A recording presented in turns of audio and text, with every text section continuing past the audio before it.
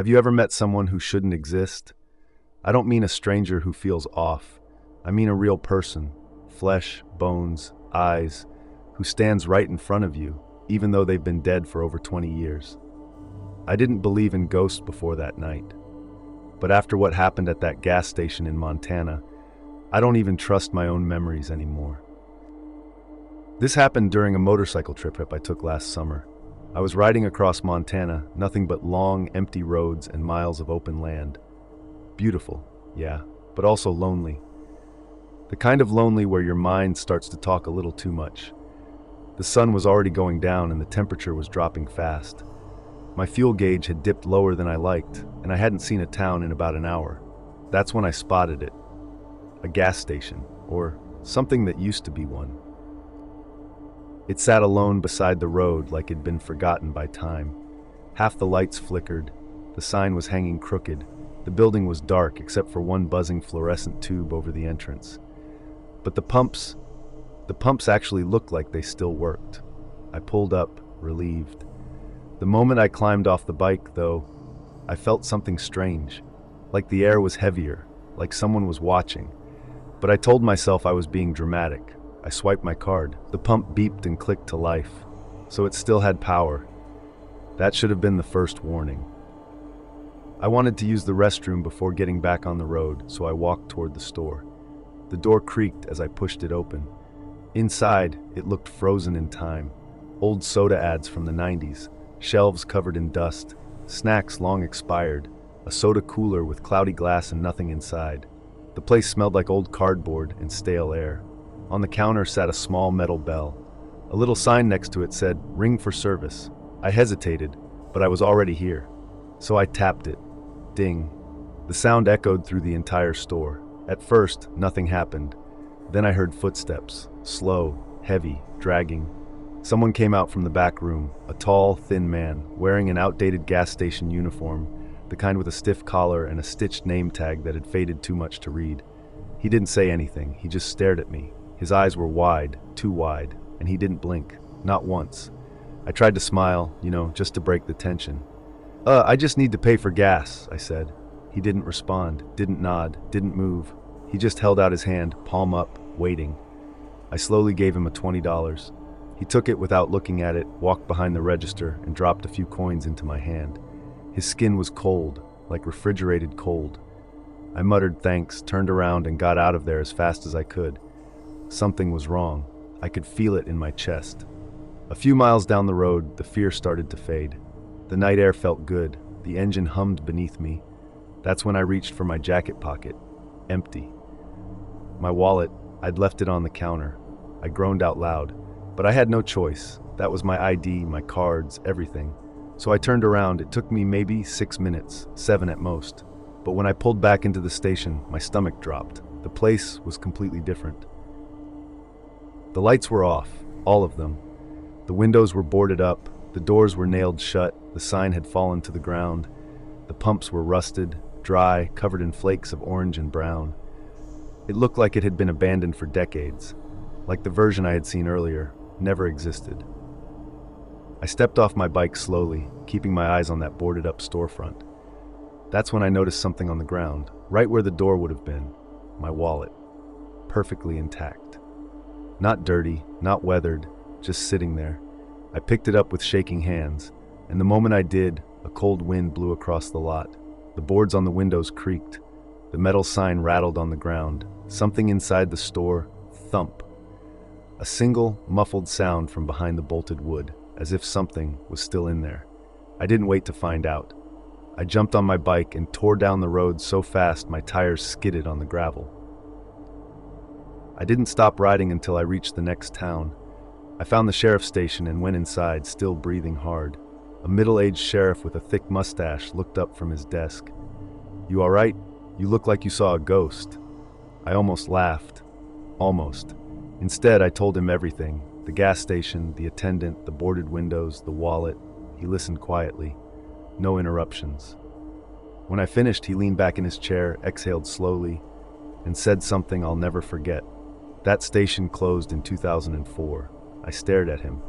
He continued, "Owner got trapped inside during a snowstorm. Heavy roof collapse blocked the doors. By the time anyone found him, it was too late. I felt my mouth go dry. I tried asking questions. Who was the owner?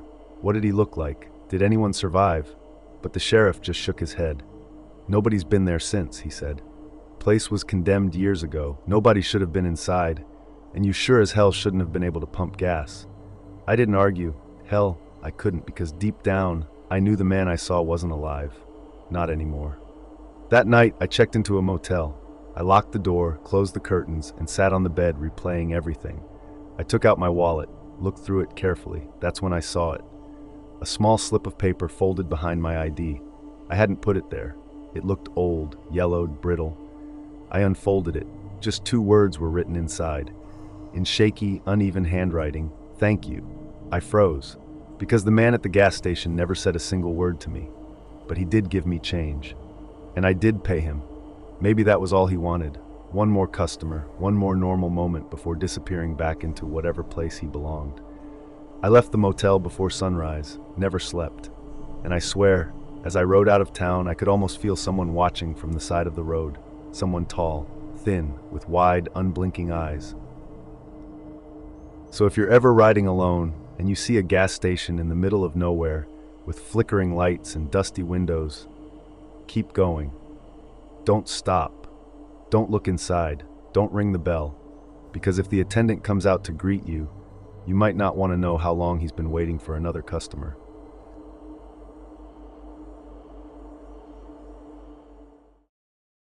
I don't know what we saw in those woods. And the part that still keeps me awake is this. When the ranger showed us the cabin we slept in, it wasn't a cabin at all. It wasn't even standing. I keep replaying the night in my head, trying to understand how 5 people slept inside a building that didn't exist anymore, and what was circling us out there, tapping on the windows that weren't real. It started as a simple weekend trip. 4 friends and I decided to hike a section of the Smokies we'd never tried before. Nothing dangerous, nothing extreme. The first few hours were perfect. Clear trails, cool air, and that calm hush you only hear deep in the mountains. But around mid-afternoon, the sky shifted. Clouds rolled in like someone flipping a switch, and the wind picked up out of nowhere. Rain followed fast, huge drops hammering the leaves. So heavy that even the trail markers blurred. We weren't prepared. The path washed out. We couldn't see 20 feet ahead. That's when Tyler spotted something through the trees. A shape, a roof line, a cabin. At the time, it felt like we got lucky. Now I know that was the moment everything went wrong. We pushed toward it, slipping on mud and wet roots. The cabin looked old, but not ruined. The windows were intact. The door hung straight. A small porch held a rusted rocking chair. No lights, no smoke, but somehow it didn't feel abandoned. Must be an old ranger cabin, Tyler said. There were no footprints, no tire tracks, no path. Just forest swallowing the building. Something about that bothered me, but the storm only got worse. When we stepped inside, the smell of damp wood hit us. Strong, but not the smell of decay. And that's the part I can't explain. Everything inside was fine. Dusty, but fine. Canned food lined one shelf. Blankets were stacked in a corner. A metal lantern hung on a hook. It was like someone kept the place ready for emergencies. Except there was no sign of anyone. We settled in, telling ourselves we'd laugh about this later. We never did. By nightfall, the storm finally eased. The forest got quiet. Too quiet. No insects, no birds, just the sound of dripping water. We lit the metal lantern and sat in a circle, trying to relax. That's when I noticed something outside the window. A light. A soft, warm glow between the trees. "I think another hiker's out there," I said. But when we looked, the light moved, slow and swaying, like a lantern being carried by someone walking. Except, the shadow behind it wasn't shaped like a person. It was too tall, too thin, and it bent at odd angles like joints where joints shouldn't be. Then another light appeared, and another. Soon there were 5, drifting slowly through the forest, weaving between trunks. No footsteps, no whispers, just the faint, rhythmic sway. We all froze. No one said a word. Those lights didn't feel like help. They felt like lures. Midnight came and went. Nobody slept. By 2 a.m., the lantern lights had vanished. We thought it was over, but then, tap. A soft tap on the window beside the door. We all turned toward it at once. Tap, tap. The sound moved to the next window. Then the next. Something was circling the cabin. We killed the lantern. Instant darkness. Whatever it was continued tapping, moving slowly around us like it was inspecting every window, every crack. Then came the sound of breathing. Heavy, slow, wet, so close it felt like it was right behind my ear. Tyler whispered, "Don't move." Still the tapping continued, polite, almost gentle, like it didn't need to break in, like it was waiting for us to invite it. And then something slid across the wall outside, a long, scraping drag. We sat in the dark for hours, too scared to speak, to breathe, to blink. The tapping never sped up, never slowed down, just kept circling, circling, circling. When the first thin line of dawn crept through the trees, the tapping finally stopped. No footsteps walked away, no sound of leaves moving, just silence. The moment there was enough light to see, we grabbed our packs and bolted out the door, running through the wet forest until our lungs burned. None of us looked back. We didn't stop until we reached the ranger station, a small log building with a gravel lot and a stunned ranger staring at us like we were ghosts. We told him everything, from the storm to the lights to the tapping, his face drained of color before we even finished. When we told him we'd stayed in a ranger cabin, he shook his head slowly. There are no active ranger cabins on that side of the mountain. We insisted. We described it perfectly. That's when he swallowed hard and said, "That cabin was condemned and locked up in 1998. We padlocked it shut so no one could get hurt. It collapsed years ago." We argued. We told him we slept inside it. He didn't believe us until he decided to drive us back there. It took over an hour to reach the site, but when we did, my stomach dropped. The cabin, our cabin, was exactly how he described. Collapsed, rotting, half buried under fallen beams, a skeleton of a structure, long dead. No roof, no windows, no door, nothing that could have sheltered a single person, let alone 5. We stood there in silence, staring at the ruins of the place we knew we slept in. The ranger said quietly, "You couldn't have been in there. Nothing alive could survive a night in that thing." That's when I realized we never saw the inside of the cabin during the storm. Not really. We saw what something in those woods wanted us to see.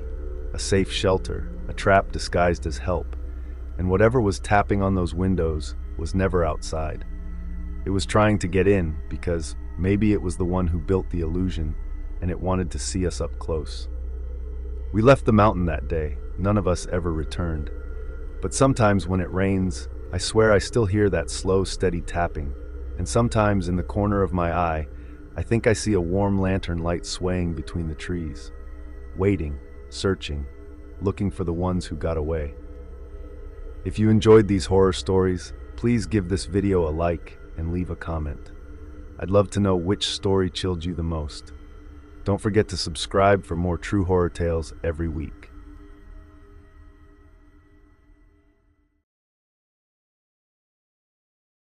You ever wonder what's really hiding in those huge cornfields out in the middle of nowhere? I used to think they were just crops, just plants. But after that night, I know better. I still hear it sometimes, those slow, patient scratches on metal. Like the thing is reminding me it's still out there, still waiting. My name is Adam, and this is the reason I left Nebraska forever. It started around midnight. My boss called me on the radio, said the generator on the west side had cut out again, the one that powered the irrigation pivots. I didn't think much of it. I'd walked those fields 100 times. But that night, there was no moon, no wind, nothing. Just a heavy kind of stillness that made my skin crawl. When I stepped into the corn, the sound changed instantly. The stalks closed around me, swallowing every direction, like walking into a tunnel made of dead things. I kept my flashlight low, just enough to spot the narrow dirt path between the rows. All I could hear was my own boots and the distant hum of the dying generator. And then, I heard something else. Footsteps. Not behind me, beside me, inside the corn. I stopped walking. The footsteps stopped too. I called out, "Hey, someone out here?" Nothing. Just silence thick enough to choke on. I started moving again. The footsteps started again too, but closer. Heavy ones, slow, like someone big was trying not to be noticed. My pulse started hammering. There were only 2 other workers on shift that night. Both were over at the south field, miles away. I swallowed hard, gripped my flashlight tighter, and picked up my pace. The footsteps matched me. Every step, every shift in my weight, every stumble, like whatever it was studying me. I finally reached the generator shack, a small metal building barely big enough for 2 people. The generator inside was sputtering, lights flickering like it was fighting to stay alive. I turned my back to the corn and tried to focus on the machinery, but I couldn't shake the feeling that something was standing just behind me. I felt eyes on me, cold, watchful, hungry. My hands were shaking as I grabbed the toolbox. I told myself it was just an animal, a stray deer, maybe a coyote, but that lie didn't last long, because when I raised my flashlight and shined it into the rows, I saw a face. It wasn't peeking, it wasn't hiding. It was standing fully between the stalks, like it had been there the whole time, waiting for me to notice. Its skin was pale, so pale it almost glowed. Its eyes, God, the eyes, they reflected my flashlight like an animal's. But they weren't shaped like any animal I've ever seen. Wide, unblinking, black centers that swallowed everything. It didn't move, it didn't breathe. It just stared. My whole body froze. Every instinct I had screamed, "Run!" So I did. I sprinted into the shack and slammed the door behind me so hard the hinges rattled. I locked it, pushed a toolbox against it, and then a crate on top of that. Anything to keep whatever that thing was outside. The generator's low rumble filled the room, but underneath it, I heard something else. Slow, soft, deliberate, scratch, scratch, scratch, metal being scraped by something, not claws, not tools, fingers. My breath hitched. I backed into the corner and slid down to the floor, staring at the vibrating door as the scratching slowly circled the shack. It wasn't trying to get in, it was exploring me, studying the building, testing it, like it had all the time in the world. I don't know how long I sat there, maybe minutes, maybe hours, but the scratching never stopped. It just changed locations, moving around the walls, around the corners, sometimes tapping lightly, almost playfully. At one point, something pressed against the wall from the outside hard enough to bend the metal inward. Something strong, something tall. I covered my ears. I kept whispering to myself, "Sunrise. Just make it to sunrise." Every few minutes, the generator flickered, the room going almost black before kicking back to life. And each time the light dimmed, I swear I heard breathing right outside the door. Slow, deep, hungry. And then, just as the sky started to lighten, the scratching stopped. No footsteps, no breathing, just silence. I waited until I heard the voices of the other workers calling my name. I unlocked the door with shaking hands, shoved it open, and stumbled into the daylight. They stared at me like I was a ghost. One of them pointed at the ground and said, "What the hell happened out here?" I looked. There were drag marks in the dirt, long, looping marks that circled the entire shed.